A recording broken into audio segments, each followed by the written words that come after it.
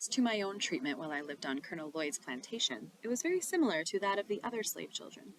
I was not old enough to work in the field, and there being little else than field work to do, I had a great deal of leisure time.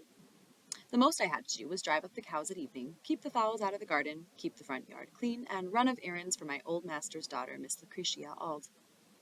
The most of my leisure time I spent in helping Master Daniel Lloyd in finding his birds, after he had shot them. My connection with Master Daniel was of some advantage to me. He became quite attached to me, and was sort of a protector of me. He would not allow the older boys to impose upon me, and would divide his cakes with me. I was seldom whipped by my old master, and suffered little from anything else than hunger and cold. I suffered much from hunger, but much more from cold. In hottest summer and coldest winter I was kept almost naked. No shoes, no stockings, no jacket, no trousers, nothing on but a coarse tow linen shirt, reaching only to my knees. I had no bed. I must have perished with cold, but that in the coldest nights I used to crawl, or steal a bag, which was used for carrying the corn to the mill. I would crawl into this bag and there sleep on the cold, damp, clay floor, with my head in and feet out. My feet have been so cracked with the frost that the pen with which I am writing might be laid in the gashes.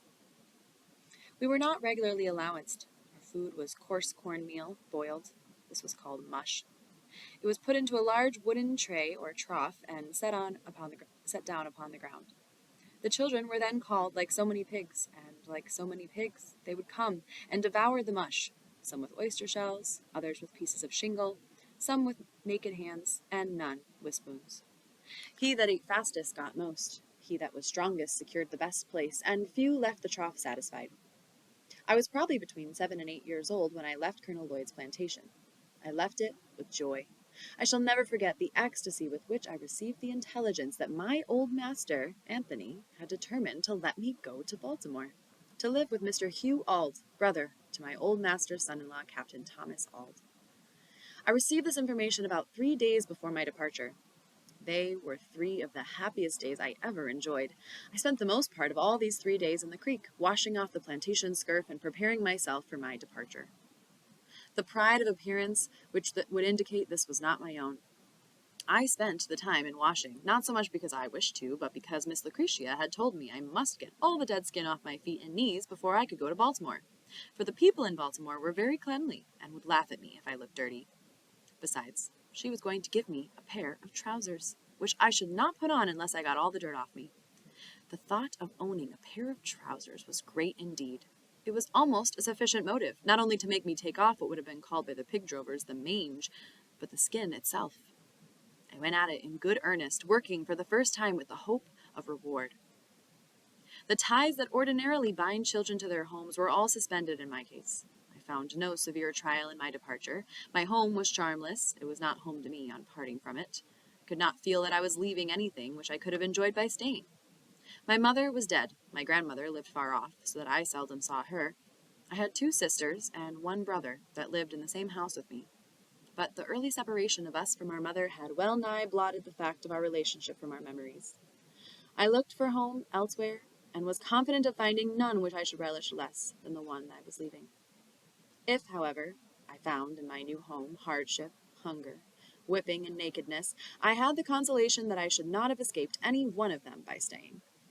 Having already had more than a taste of them in the house of my old master, and having endured them there, I very naturally inferred my ability to endure them elsewhere, and especially at Baltimore.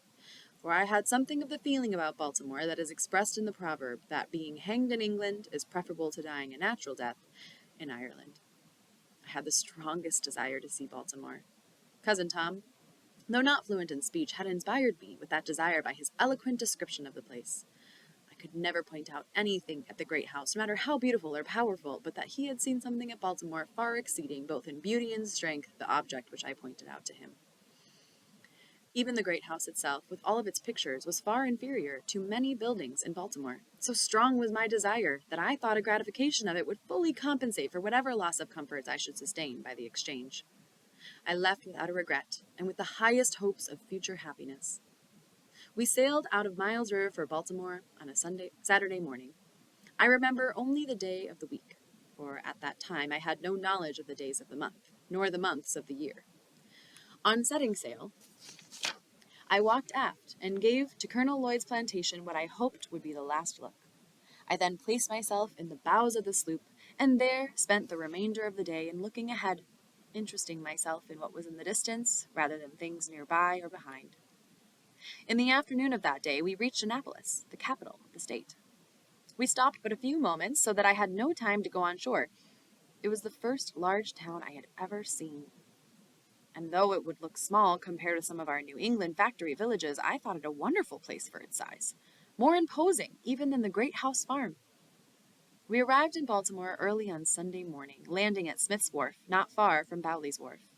We had on board the sloop a large flock of sheep, and after aiding in driving them to the slaughterhouse of Mr. Curtis on Loudon Slater's Hill, I was conducted by Rich, one of the hands belonging on board the sloop, to my new home in Alisana Street near Mr. Gardner's shipyard on Fells Point. Mr. and Mrs. Auld were both at home and met me at the door with their little son Thomas, to take care of whom I had been given. And here I saw what I had never seen before.